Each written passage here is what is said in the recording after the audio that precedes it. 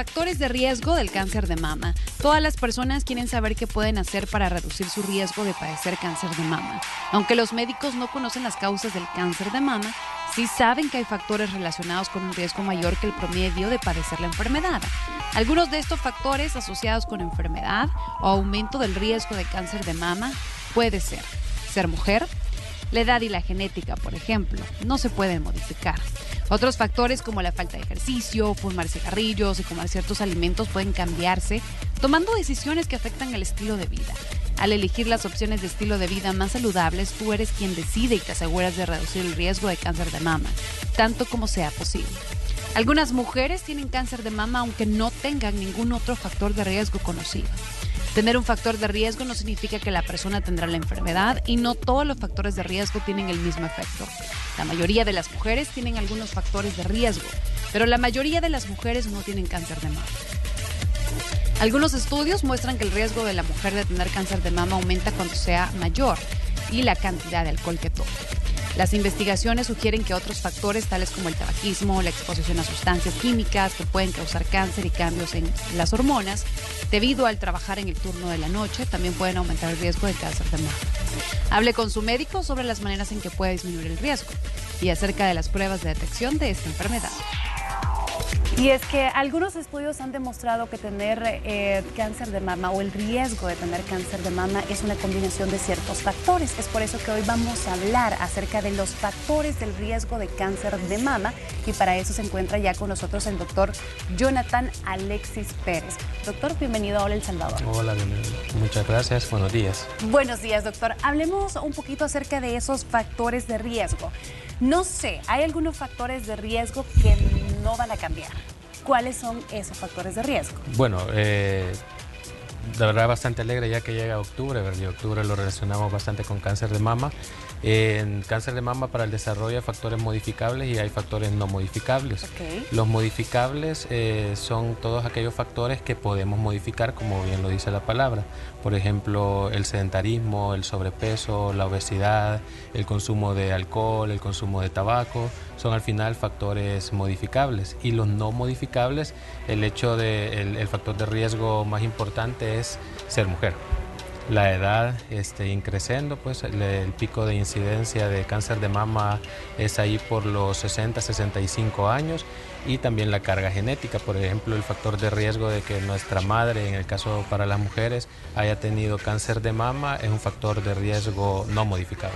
¿Y el cáncer de ovario también entra del factor de riesgo? También, el cáncer de ovario lo que pasa es que se relaciona con cáncer de mama cuando las pacientes tienen una mutación que se llama BRCA, esta puede ser BRCA1 o 2, y puede tener un cáncer de mama concurrente o en algún intervalo de su vida. Por eso nosotros es importante cuando detectamos cáncer de ovario también hacer el examen de mama y poder detectar eso. Cuando hablamos acerca de los factores de riesgo que sí son modificables, usted mencionó el hacer ejercicio, ¿verdad? Sí. Podemos ir profundizando en cada uno de ellos. Por ejemplo, no mantenerse activa físicamente, ¿qué sucede? Bueno, lo que pasa es que la piedra angular de la vigilancia en cáncer es el sistema inmune. El sistema inmunológico, si nosotros tenemos una persona sedentaria, una persona que no realiza actividad física normal o a diario, tenemos un sistema inmunológico también deprimido.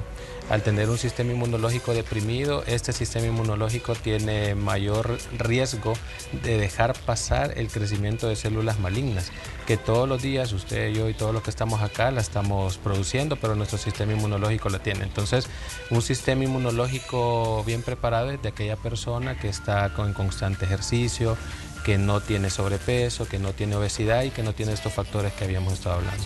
Y cuando hablamos acerca de obesidad, ¿puede aumentar el factor de riesgo después de la menopausia o no necesariamente? Lo que pasa que después de la menopausia, la obesidad está relacionada desde premenopausia, perimenopausia y posmenopausia. Pero ¿qué pasa en sí con la obesidad?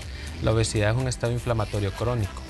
Y cuando las personas estamos con sobrepeso u obesidad, andamos inflamadas crónicamente. Además que la obesidad produce en las mujeres mayor producción de estrógenos, y estos son los estrógenos que pasan a la sangre y están estimulando siempre las glándulas mamarias. Por eso siempre la obesidad no solamente es un riesgo para cáncer de mama, sino que para varios otros tipos de cáncer. ¿Y qué hay de tomar hormonas o de ciertos métodos anticonceptivos? ¿Esto puede propiciar a que nos dé cáncer? Sí, lo que pasa es que ahí donde las pacientes se tienen que sentar con su ginecólogo, planear cuánto tiempo va a estar expuesta a estos anticonceptivos orales, porque al final son cargas de estrógeno o progesterona en sus diversas marcas. El problema no es el uso en periodos cortos, sino en periodos prolongados. Cuando nosotros hacemos la historia clínica y preguntamos en pacientes con cáncer de mama cuánto tiempo ha utilizado anticonceptivos orales, a veces hallamos un riesgo de más de 10 años. 15 años he utilizado anticonceptivos orales, entonces el riesgo incrementa a medida que se prolonga el uso de estos anticonceptivos. En periodos cortos no, pero en periodos prolongados ya es de tomarlo en cuenta. ¿Y qué sucede, doctor, cuando esto podría ser un mito, o tal vez es verdad, que dicen que después de que una mujer quede embarazada después de los 30 podría ser un factor de riesgo, de igual forma no dar de mamar, sí, no dar pecho? Vamos a tratar de explicar por qué. ¿Qué pasa? O sea que sí es cierto. Sí, es un mito, el mismo factor de riesgo.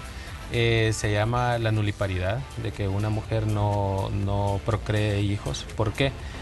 Lo que pasa es que durante todo el ciclo fértil de la mujer, las glándulas mamarias se van siendo expuestas a los estrógenos cada mes. Entonces, cuando se embaraza, y un embarazo de menos de 30 años, ahí se corta la producción de estrógenos.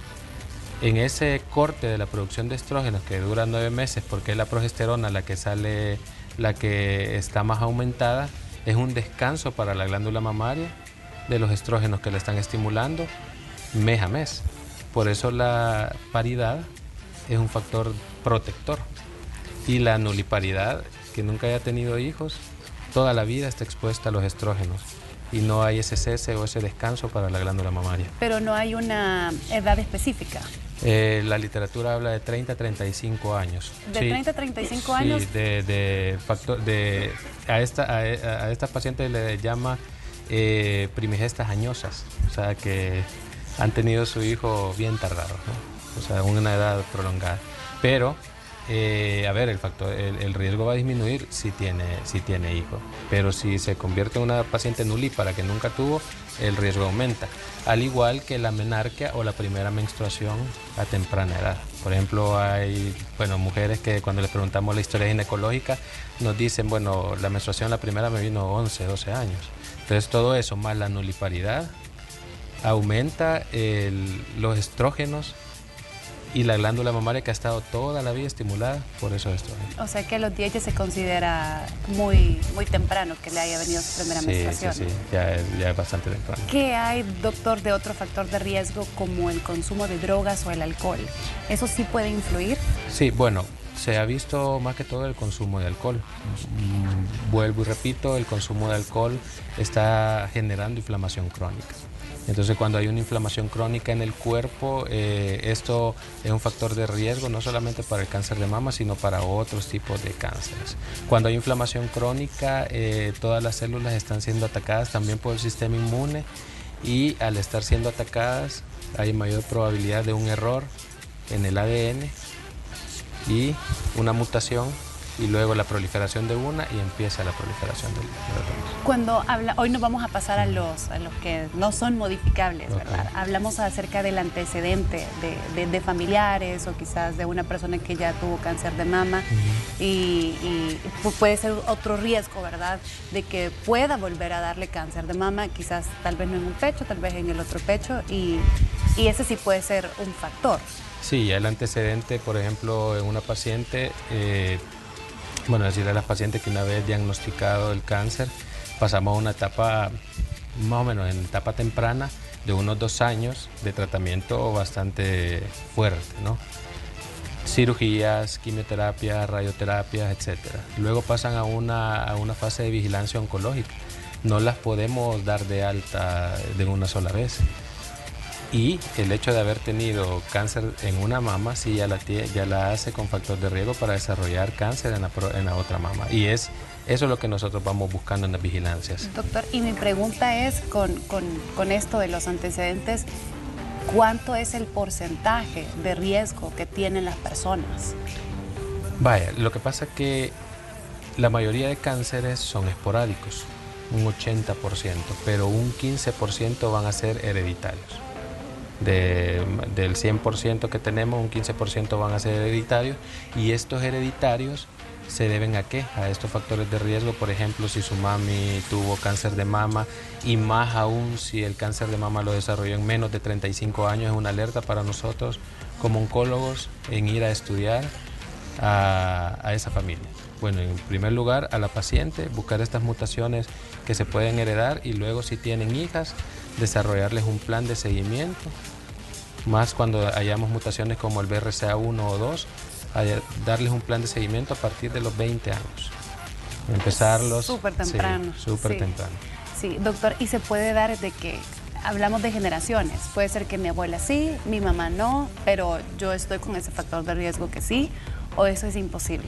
No, lo que pasa automáticamente que tenga la mutación, por ejemplo, estas que he hablado, su mami, no es que automáticamente usted lo va a tener, pero sí el riesgo se incrementa bastante.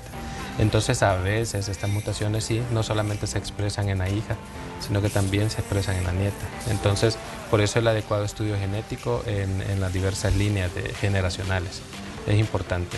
¿Y qué hay de la densidad de mama? ¿Realmente el tamaño importa?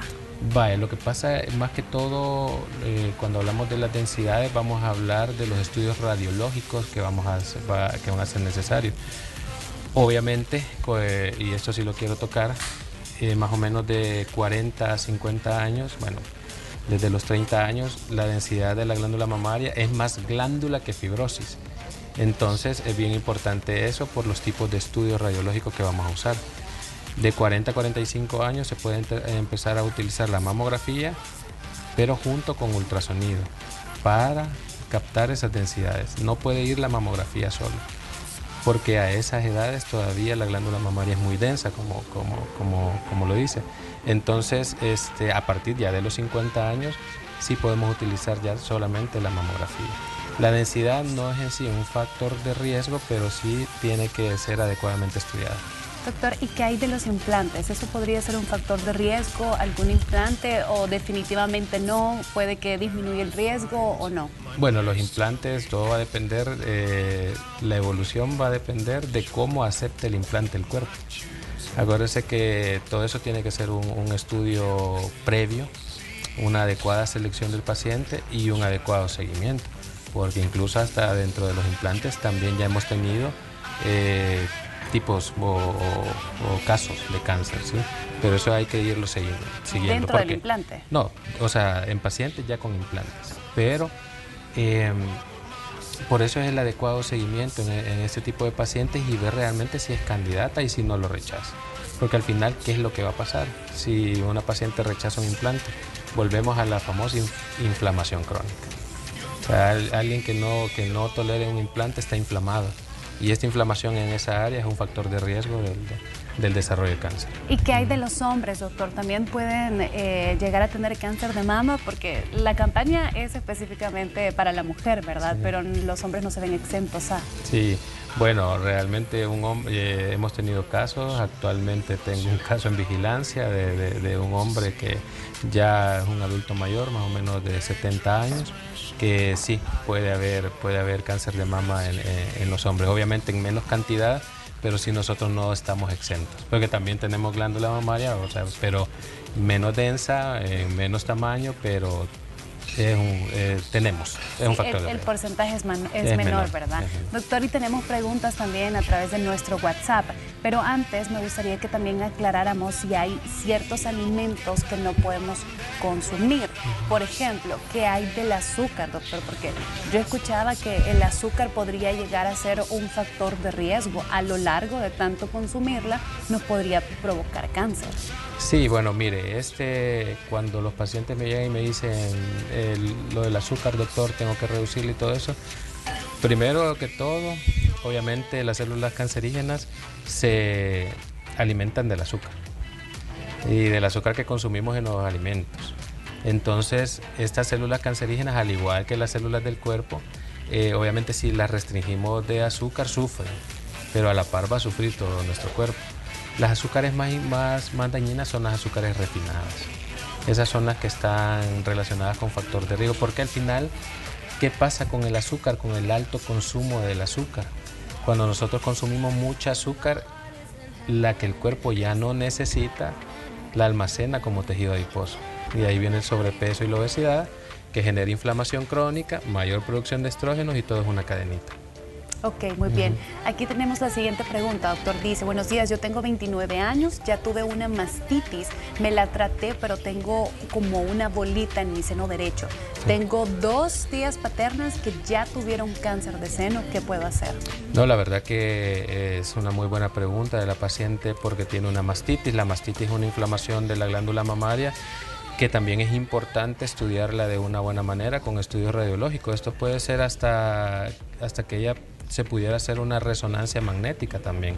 Y esa bolita habría que estudiarla con una biopsia. Bueno, a ver, estos estudios radiológicos tienen diversas descripciones y en general son descripciones que le van a hacer a esa masa que tiene esta paciente. Le van a decir si hay un porcentaje, por ejemplo, en mamografía son BIRATs 1, 2, 3, 4. A partir de los 3 nosotros empezamos a biopsiarlo porque hay más o menos un 40% de porcentaje de malignidad. Entonces así la resonancia magnética también tiene este tipo de descripciones.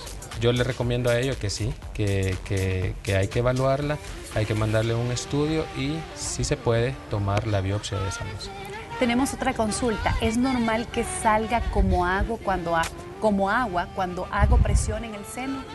No, no es normal, no es normal. La verdad que hay que estudiarlo. A ver, no toda secreción que sale del seno va a ser maligna, pero es importante estudiar. A veces son dilataciones de los conductos galactíferos y esto produce galactorrea. A veces esto puede estar relacionado con trastornos hormonales. Yo les recomiendo también que podamos consultar acerca de eso, un examen físico adecuado y ver el origen de esto. Muy bien. Dice, buenos días, le quería hacer una pregunta al doctor. ¿Será verdad que el consumo de embutidos aumenta la probabilidad de tener cáncer de mama? Volvemos a lo mismo. Cuando todos estos, al final, embutidos, alcohol, azúcares refinadas, alteran nuestro metabolismo. El mucho consumo de embutidos también genera inflamación crónica que al final es un factor de riesgo para desarrollar no solamente cáncer de mama, sino que todo tipo de cáncer, en especial incluso cánceres de tubo gastrointestinal. Así que los embutidos son buenos, pero en raciones, pues que no la dieta no esté todos los días embutidos. Así es. Ok, perfecto. Doctor, ¿cuáles son las recomendaciones para ir finalizando que podemos nosotros seguir para la prevención del cáncer? Bueno, primero que todo, recordarles que celebramos ya en octubre el mes de la concientización del cáncer de mama y eso es bien importante porque con esto se desarrolló el screening de cáncer de mama, se detectan ya tumores en estadios más tempranos y a la detección de tumores en estadios más tempranos mayor probabilidad de curación. Pero no solamente octubre, sino que todos los meses hay que hacer conciencia de los tipos de cánceres. En oncología vamos celebrando cada mes con tipos de cánceres, noviembre viene próstata, luego colon, etcétera. Entonces hay que hacerle bastante énfasis. Qué bueno que la campaña de octubre, cada octubre, porque hacemos una conciencia en la población femenina del autoexamen de mama, de los estudios de mama. Entonces, cada vez que viene octubre, recuerda a la población que hay que estudiarse la mama. Entonces, así cada mes del año. Ok, perfecto. Siempre consultando con su médico. Si usted quiere hacer la cita con el doctor, lo puede hacer a través del 2510-6980 y también en redes sociales como OncoCare El Salvador. Así los puede buscar. Doctor, muchísimas gracias por ayudarnos a desarrollar este tema. No, bueno, y estamos a la orden y felicidades porque también octubre es octubre rosa. Gracias, doctor. Nosotros así vamos a continuar con más de Hola.